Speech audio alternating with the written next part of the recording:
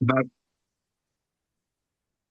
it's still my computer. The phone is still on delay. So crazy. All right. Okay. Second Torah portion of the year. We're in the Torah portion of Noah or Noach, and obviously famously known for the Ark, the Flood, the Rainbow, Tower of Babel. The animals. What else? And the birth of Abraham. And that's what the Torah portion is in a nutshell. Okay, so there's a lot of interesting pieces. If you go through it slowly and carefully through the portion, there's a so one thing that Larry brought up. We'll go with the Larry note over here. So what do you have? You have okay. So Noah's building the ark. People are coming by. Now I know for all of us,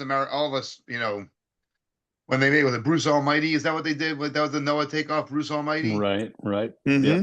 Yeah. That was the Noah takeoff one. Think so? Yeah, maybe. I think that what? Yeah.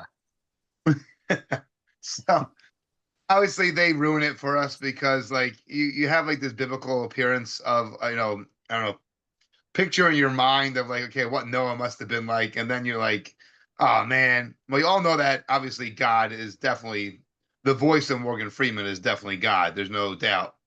I mean, if I had to choose a better voice, I mean, maybe James Earl Jones, but yeah, continue. Yeah, exactly right. That's definitely the other option, right? Yes, definitely.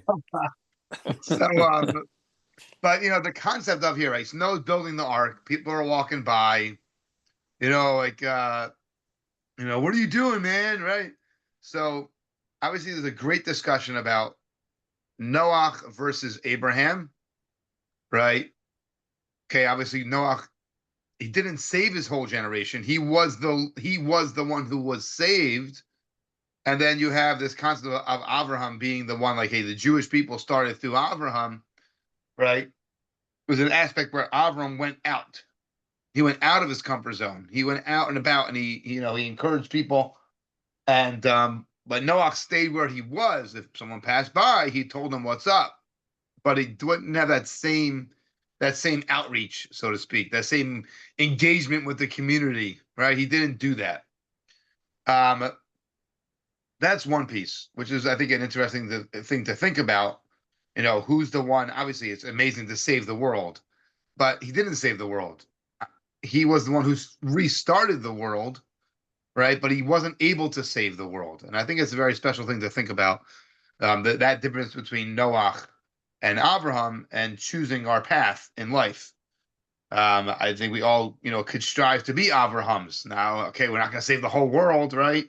But there is an aspect of thinking, outward thinking, this aspect of responsibility to the world around us, the people around us. We're not talking about. We were just talking offline about going ahead and knocking on people's doors and trying to get them to convert. Right? We don't do in Judaism. We don't do the proselytize, but we do try to live by example, and we do try to live with a certain consciousness or awareness of what's around us, or what are others going to think when we do this, when we behave that way. Our goal as Jews is to create a Kiddush Hashem, is right, to sanctify God's name in everything that we do. So people will see you walking through the airport, right? Whether you like it or not, they know we're Jewish. Baseball cap, no baseball cap, yarmulke, no yarmulke, tzitzis, doesn't. They know it. For some reason, they know it. And sometimes it's nose size, sometimes it's ear size, right? They know it. It's just a Judar. It's a Judar. Yeah. That's it. So we all have it. We always have the ability to sanctify God's name, right? It's just a good example. I was flying back here on Monday, so this cute little couple was they weren't even behind me. They were coming down the thing, and then I was like about to see this older man try to pick up his his luggage. I jumped up and I picked it up and I put it up top for him. All right, and I picked up his wife's thing and put it up, and then I sat back down on my seat, and this guy's like, He's like, oh, that was very thoughtful of you. I was like, I'd like to think anybody would have done that. He's like, no, no, no, no, no, not anymore, not anymore. And then he was like shaking his head, not anymore, right?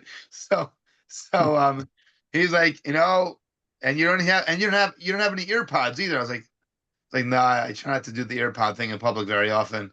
But it was this very interesting to hear. Like most people are in their zone; they're in their own zone. I have enough to worry about. I can't think about anybody else. Just leave me alone.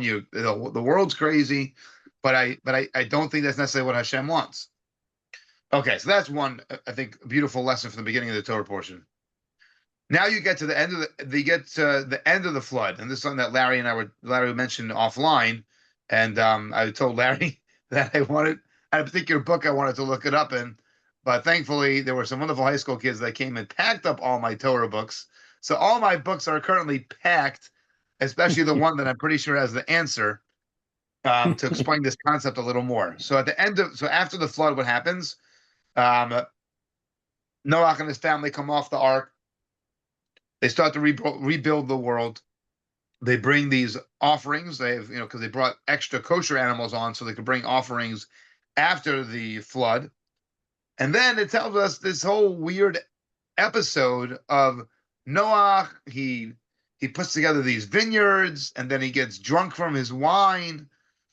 And then we have this story where, right, Noach had three sons: Shem, Cham, there you go, that's right, Shem, Cham, and Yafes.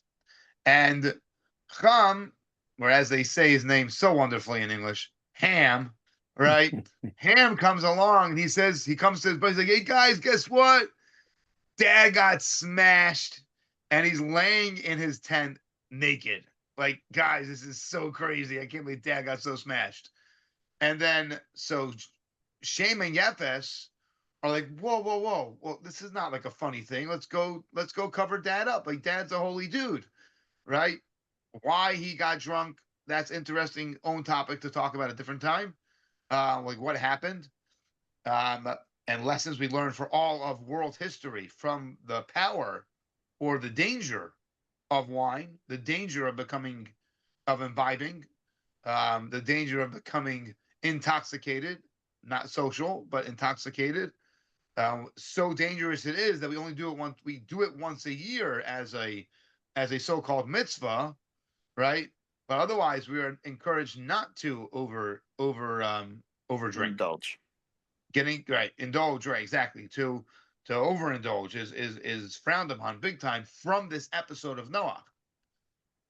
So these two brothers, Shem and Yefes, they take a blanket of some sort, whatever it is, some sort of garment, and they actually walk into the tent backwards, so they don't see their dad in such a state, cover their dad up, and then walk out.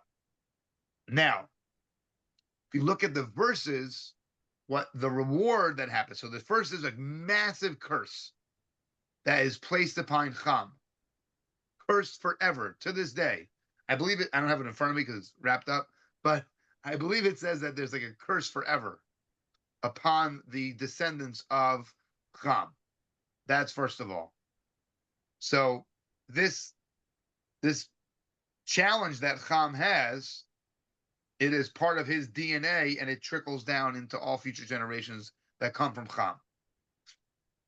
Shem is the one who we come from. Ultimately, the Jewish nation comes from Shem. And then this brother, Yefes, he's a good dude, and many beautiful nations have come from him. But he does not get the same type of blessing that Shem gets. Why is that? So part of the reason is, what was the intent as to why they're covering up their dad? One was just for Humility. the sake of dad, right? So he shouldn't be embarrassed, right? It was about taking care of his dad, which is wonderful, and that's why he got blessed.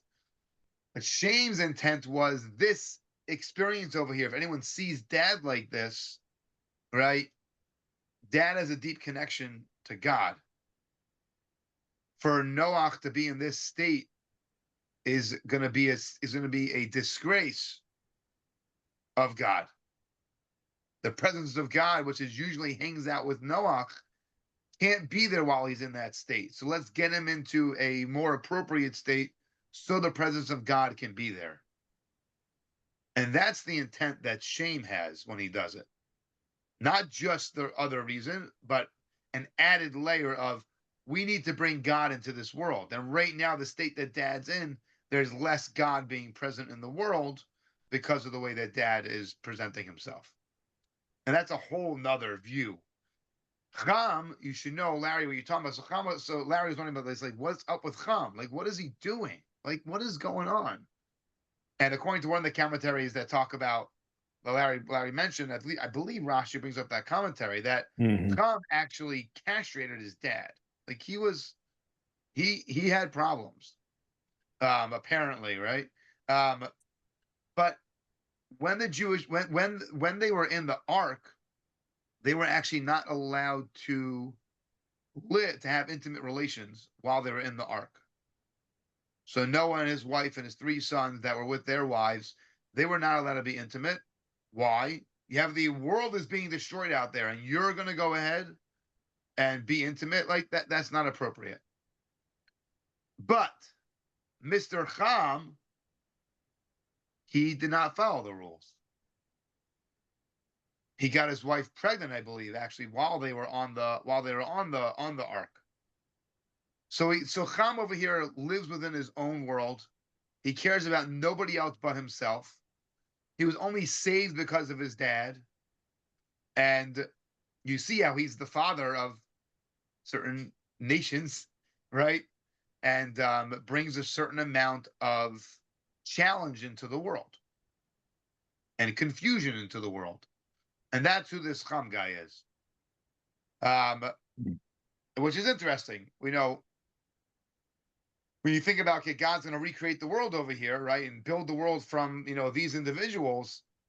That brings out one of the aspects of our challenge as humans. We have free will, but we also have certain inclinations. And our goal and our job in life is to overcome those inclinations or to learn how to harness those energies, harness those leanings. And if we can learn how to harness it and actually use it as part and parcel of our journey in life, then it's tremendous. So Cham obviously was being challenged. He failed big time in multiple ways. And that's what, was part of his job, part of his journey was to make the right choices as God resets the world. But he's the dude that didn't do that. And therefore it trickles down into mankind, even to this day, that we have confusion and challenge, lack of clarity. We have people that their standards are so this off base. And I think that's part of what Cham brings into the world. That's one piece, and I just want to mention one more idea. Larry, you have questions on that or thoughts on that? You never really hear about the extreme unpleasantness that took place through Cham, and they use language like he saw his dad, or he saw Noach, or that something like that. And when you start to kind of really do a little research on some of this stuff, it mentioned that, it mentioned some other unpleasant things, and you're thinking, wow, he's sharing a space. This is his son, sharing a space with somebody who, I mean, you could call it thoughtless. You could also call it, not all there. Evil. Yeah, Evil. evil. I mean, so the other thing that I had kind of heard a little bit about was that none of them, forget about the personal relations, none of them really got a lot of sleep on the boat, on the ark. They were tending to animals constantly, and so I can only imagine what a state of delirium, they were all in. I mean, on one hand, they're, carrying forward the world, and on the other hand, didn't really have a choice. You know, I mean, Right. yeah, they were what was left. I mean, so I don't know. I find it pretty, just interesting. So that's interesting because when I think of the ark, it's interesting you brought it up like that because it was actually the opportunity to have a space that was pretty much perfect. That's what it could have been. Mm-hmm.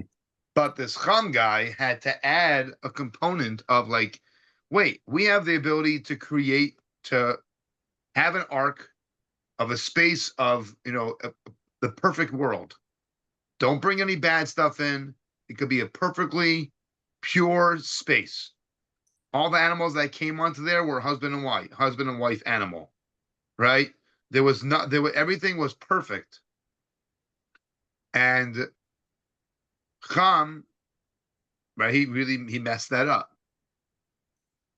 And it's something I think a lot about. I think we've talked about this in the past years. I think about this a lot when you talk about in our lives, we need to have a space where we can be creating our ark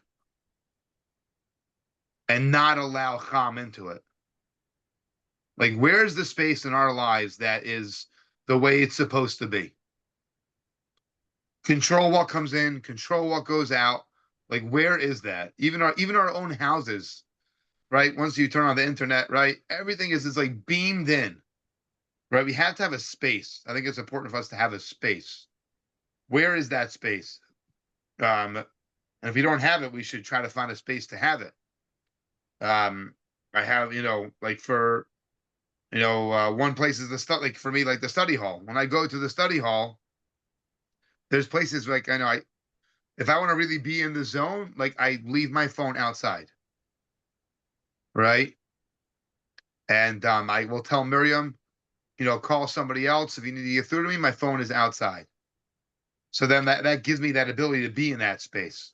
It's very rare that we get it, but the more we can create that, it's like the place we can go to recharge, right? Is recalibrate, plug back in.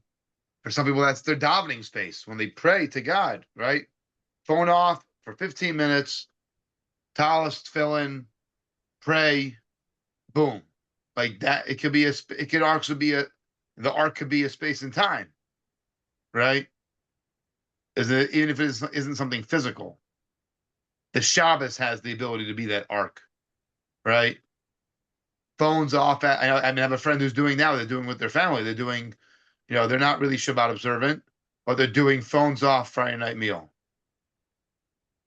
And they're creating that ark, that sanctity of space.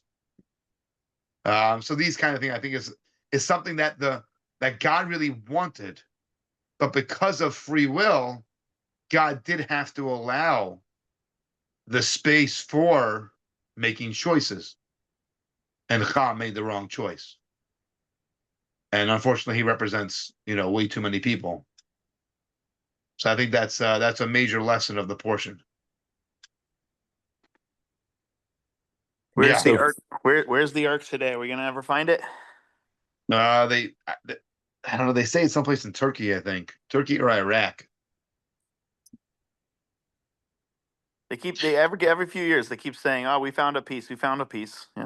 But it's interesting also because they say that the gallows, I think I mentioned this in the past, the gallows that Haman ultimately was hanged on, um, was actually like one of the main beams from the ark. Oh, that's wow. cool. Yeah, there's all kinds of cool connections with that. But Yeah. but that's how he found like a beam that big. It was basically the height of the whole ark. Yeah, That's cool. yeah, pretty cool, right? Yeah. All right, man. Oh man, amazing. Yeah, there's plenty more to. I mean, much more to unwrap in the Torah portion, but that's just the beginnings of this Cham guy, and I think we've all got a little Cham in us, and part of our journey is to Is it chat. is it named who, like, the nations that descended from Ham? Like, They are said in Hebrew. uh huh. Um, They're there. They're there. It's there in Hebrew. Yeah. Okay. Who that would be today is an interesting discussion. Okay. I'm not prepared to give answers to that right this moment. Okay. I know there's difference of opinions. Some of the more modern day commentaries about who they might be, but I have a feeling that might be a little bit impacted by what plays out in the world today. Mm-hmm. What's interesting also is the end of the Torah portion talking about the Tower of Babel, which is where things kind of got like dispersed throughout the world.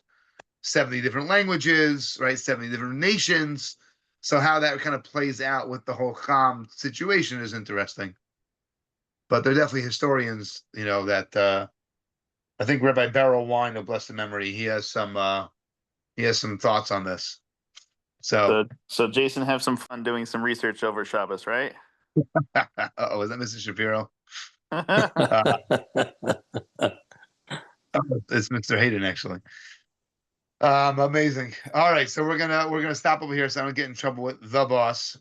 The boss. All right. Everyone should have an amazing Shabbos. Larry, thank you so much. I'll see you on Sunday. Mr. Hayden, I'll see you over Sounds Shabbos. good. Around for Shabbos. Where are you, Rabbi? I'm in Memphis. I'll see you over Shabbat. Are you around over Shabbat? I'm here. I'm glad I got to the meeting on time. As I tell you before, we're all creatures of habit.